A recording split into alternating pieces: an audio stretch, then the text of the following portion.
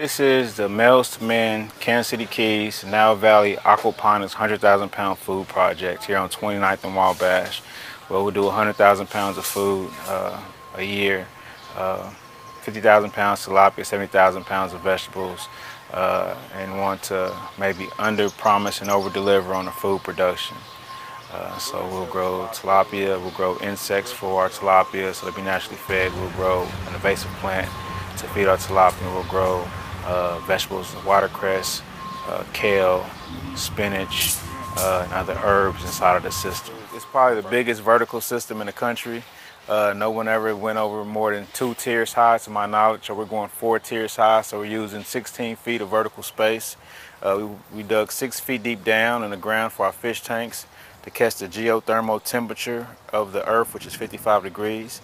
And so if we had to have some kind of failure at any point in time, then our tilapia would still survive. We're doing something unique in here as well, where we're breeding our own insects to feed our tilapia, so it'll be naturally fed. So this is one of the first of its kind to have a grow bed of insects that's just as long as our bed, so 4 feet wide, 120 foot long.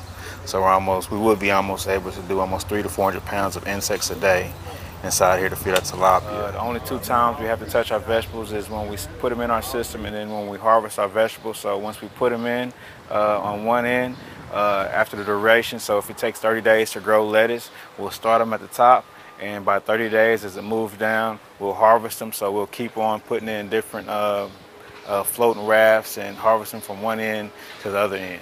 So it's kind of like an assembly line. So this is how our system will work. We have a root system. And so this will be in, I believe, 4 or 5 of our beds inside of our greenhouse. And so these are floating rafts. And so we have floating rafts just floating on water. And it will get the nutrients from the from the water inside. And so you see the root system, and we're able to grow vegetables that way by just floating on water that's from our fish tanks.